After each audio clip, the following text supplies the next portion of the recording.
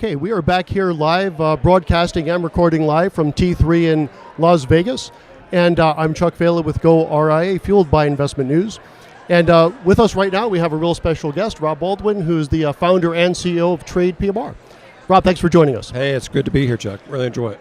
It's really, I was looking forward to this. So I had the opportunity to be at your symposium yesterday, which was fantastic, by the way.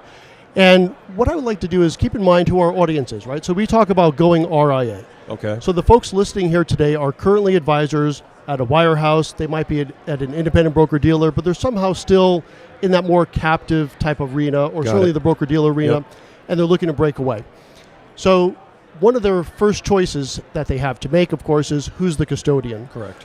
What kind of advice can you give them for that when they're trying to pick one?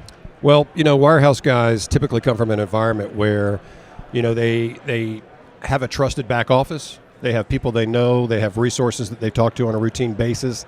They can dial a number or an extension, and they can get a proposal generated and so forth.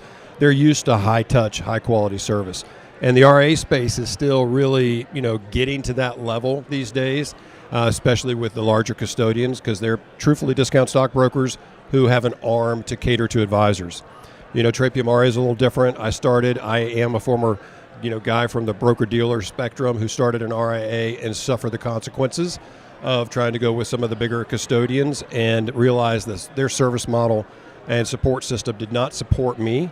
So truly what we try to do at Trade PMR is kind of replace the system that guys came from so that they can have all the back office support, the technology, the services, the high touch that they're used to in the RIA space, in the independent space.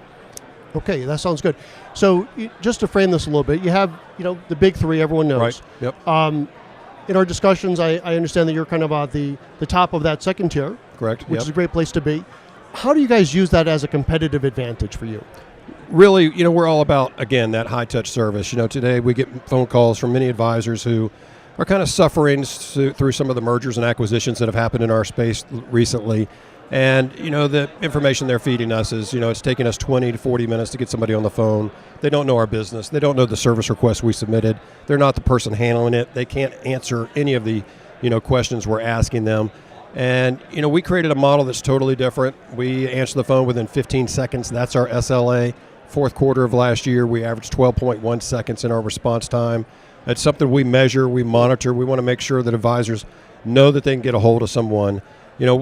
Our clients are high net worth individuals, and when you're an independent advisor and you've got a $25 million client who wants something done, they want something done. They don't need excuses, and they don't need the custodian didn't do it for me.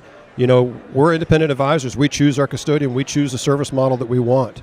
And if we can't deliver to those high net worth clients, they're going to go somewhere else. Yeah. So we want to make sure that from a custodial standpoint, we're a partner that advisors don't have to worry about getting the job done, that we're a silent partner. And if they have to think about us and worry about whether we're getting our job done, then we're not doing our job at all. Yeah.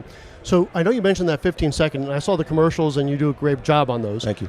I thought that was almost like a figure of speech. You mean literally under 15 seconds? Absolutely. Yeah, it's not a quote. It's an SLA for us. It's something we shoot for every single month. We know exactly each department, each person.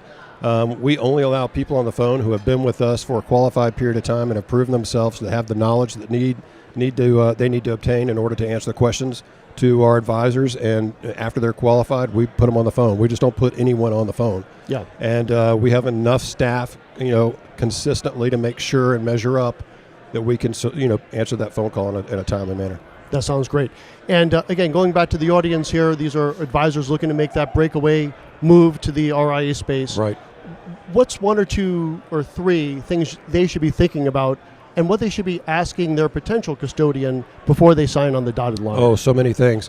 Ask about the service levels. Ask about the service team they're going to be exposed to. Make sure they're domestic. All the items. Make sure that the technology that they offer out of the gate is enough for an advisor to survive, because we always tell advisors when they go independent, do not sign contracts with the new software systems. Come to an event like T3, kick the tires, wait a year or two, really go through lots of samples to find out what works for you. Because when you're not independent, you don't really know exactly what's going to work for you until you've been independent for a little bit.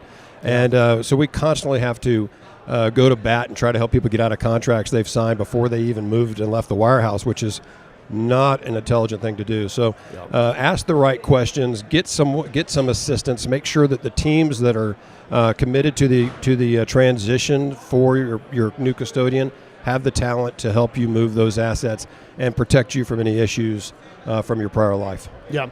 I tell you what, you struck a nerve on that one, because I went independent 5 years ago, left the broker-dealer world, set up an RIA, and I actually had the absolute wrong tech stack. And getting out of those contracts and writing, 5-figure checks to get out of contracts, right? That's a mistake. If you could avoid, you should try to avoid.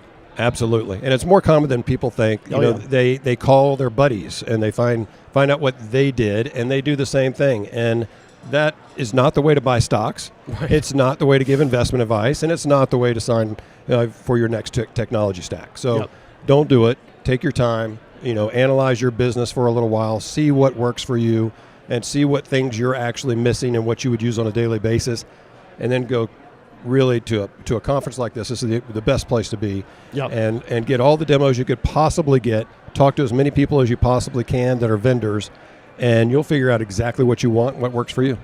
Absolutely. And T3 is a nice concentration where you could bang it all out in a matter of days, which would take you months otherwise of scheduling and rescheduling. Yes. It's a nice way to get your list from this big to that big, and then you could do a deep dive offline. Yeah, let's just think about what T3 really does offer. The vendors are all here, but then you've got Joel Breckenstein and Bob Viras, who are doing a survey for thousands and thousands of advisors that are analyzing financial planning software systems and ranking them, CRMs and ranking them, custodians and ranking them. And isn't that what a guy needs? He needs to go find that report and be able to go through it. And that way he's got an entire list. He can see what the rankings are of each. But, you may feel like number 1's the best for you, and you may feel like number 2 is the best for you. But you're going to be able to go through that list and really do a deep dive way before you get to the contract level. Absolutely. I was talking to Bob Viras earlier today about that, and I believe that's being announced and released later this afternoon, I think. We are 56 minutes away, so we're all waiting with bated breath to see the results. The countdown clock. That's Make right. it real dramatic. Yes. Okay, cool. So I know we have you for just another couple minutes. Yes. Any parting thoughts for our audience? Yeah, absolutely. I challenge everyone who's in the advisor community right now that really doesn't understand that, when you go independent, sometimes you feel a little bit alone. So don't forget that you need to have a back office that supports you. You need to have a team who understands what going independent is about and that gives you the support system. We just started a new company called Advisor Evolution Sciences, which is a company dedicated to helping advisors continue organic growth. Everybody who goes independent goes really for one reason. They want their financial independence of owning their own company, but they also want an exit one day. And if you're going to get a great exit, you have to continue growing. So Advisor Evolution Sciences is a company that we totally started for one reason: help advisors continue to grow. And on top of Advisor Evolution Sciences, we also started Apollo, a new technology system that is dedicated through AI, behavioral science, and a lot of data to help advisors be really closer to their clients and know their dreams and desires of their assets.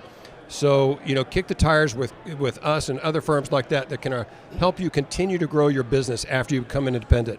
80% of advisors have been studied and have not been growing after they leave the wirehouses. The 20% that are growing quickly and are getting incredible multiples. The day of the $250 and $500 million advisors are getting slim, and there's more and more billion-dollar firms. And if you're going to go independent, you need to become one of those.